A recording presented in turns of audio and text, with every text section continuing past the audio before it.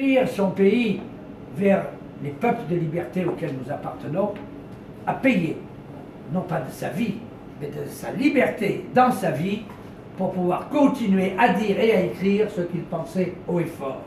La répression fut telle que 2 fois, 3 fois, 4 fois, 5 fois, 6 fois, jusqu'à 7 fois, il a été obligé de dire, de redire qu'il ne céderait pas.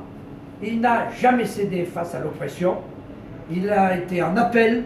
En appel, ses peines ont été raccourcies, réduites, comme l'on dit dans le milieu du droit.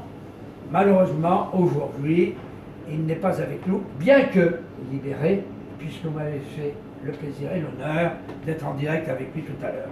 Je vous demanderai, cher parrain, en l'occurrence de Hachmat Tabarzadi, de bien vouloir lui dire que le mérite et dévouement français, dont je vais venir dans quelques instants, tout de suite après lui, dire, c'était le préambule, mais dire qu'on lui a concédé notre médaille d'or.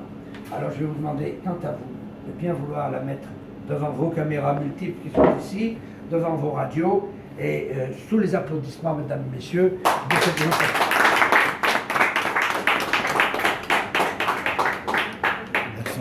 Alors, le mérite et dévouement français, pour dire pourquoi les autres vont suivre, est une institution, c'est une institution qui naquit en 1957, sous la houlette bienveillante d'un général à l'époque qui s'appelait Julien Philippot.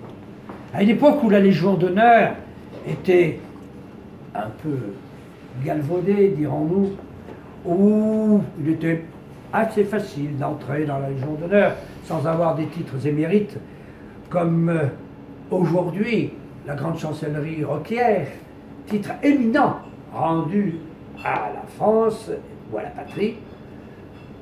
Les 3e, les 4e républiques mettaient un peu plus facilement. D'autres diront n'importe qui. Vous me permettrez de ne pas employer ce vocabulaire. Et là, tous ces honnêtes gens qui ne pouvaient pas entrer dans la Légion d'honneur se voyaient mis de côté. 1957, c'est donc 1 an avant l'avènement de la 5e République de 1958 sous l'éminence du général de Gaulle, et l'ordre du mérite national français naquit. 1963, Michel Debré fait une réforme de la Constitution avec le général de Gaulle et décide